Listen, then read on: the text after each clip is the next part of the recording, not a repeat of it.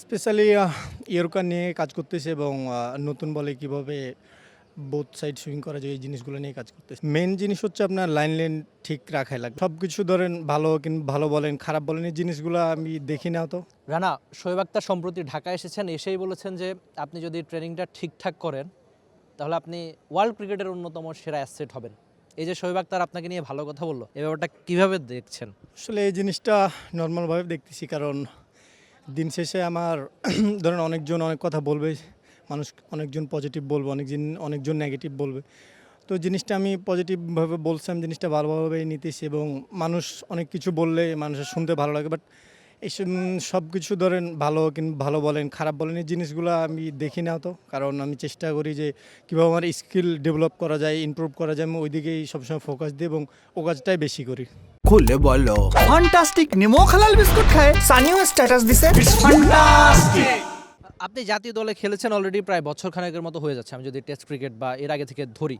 তো আমি যদি বলি যে বছরখানেক আগের রানা আর এখনকার রানার মধ্যে পার্থক্য কী? আগে আগে কোনো কিছু করলে হয়তো অত চিন্তা ভাবনা করা লাগতো না, বাট এখন করলে একটা জিনিস করতে গেলে অনেকবার চিন্তা ভাবনা করে করতে হয়।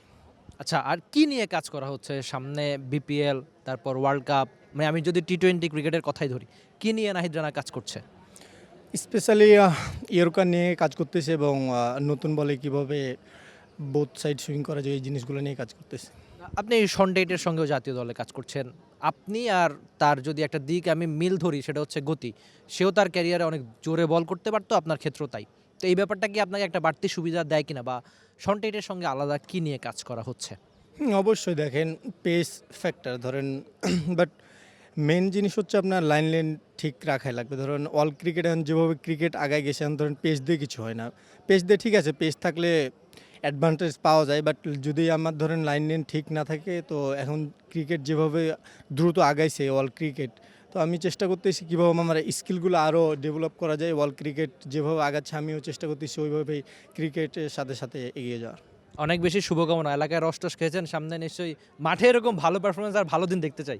নাহিদ রানা ছিল টি স্পোর্টসের সঙ্গে, যে ব্যাপারটা তিনি জানিয়েছেন যে আধুনিক ক্রিকেটে কেবলমাত্র জোরে বল করে অনেক দিন টিকে থাকা যায় না। নাহিদ রানা সেই ব্যাপারটা বুঝেছেন, জেনেছেন, ইয়র্কার নিয়ে কাজ করছেন। শন টেটের সঙ্গেও লম্বা আলোচনা হয়েছে। দেখা যাক সামনের দিনগুলোতে এই নাহিদ রানা কেবল গতি না, অন্যান্য নানান ভ্যারিয়েশন অ্যাড করে নিশ্চয়ই নিজের ক্যারিয়ারটাকে আরেকটু উপরে নিয়ে যাবেন। মাঠের ক্রিকেটে তিনি ছুটতে থাকুক। নাহিদ রানাকে অ্যাসেট ভাবা হয় বাংলাদেশ ক্রিকেটে। আপনি চাইলেই ওয়ার্ল্ড ক্রিকেটে এমন খুব বেশি বোলার পাবেন না যারা অনেক জোরে বল করতে পারবে। বাংলাদেশের প্রেক্ষাপটে সেই সংখ্যাটা খুবই কম।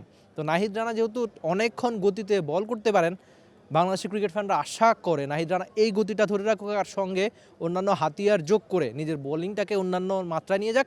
সম্প্রতি শোয়েব আক্তার তাকে নিয়ে প্রশংসা করেছে, আর শোয়েব আক্তার নিজেও মানছেন যে নাহিদ রানা হয়তো বাংলাদেশকে অনেক দিন সার্ভিস দিবে। সেক্ষেত্রে তাকে অনেক বেশি ভ্যারিয়েশন আর নিজের ওয়ার্কলোড নিয়ে কাজ করতে হবে, সেই কাজটা নাহিদ রানা করুক। Rifat Emil, T Sports, Dhaka. For more updates, subscribe to our YouTube channel and click on the bell icon. Follow us on Facebook and Instagram. Download T-Sports app to enjoy exciting games and highlights. Visit tsports.com.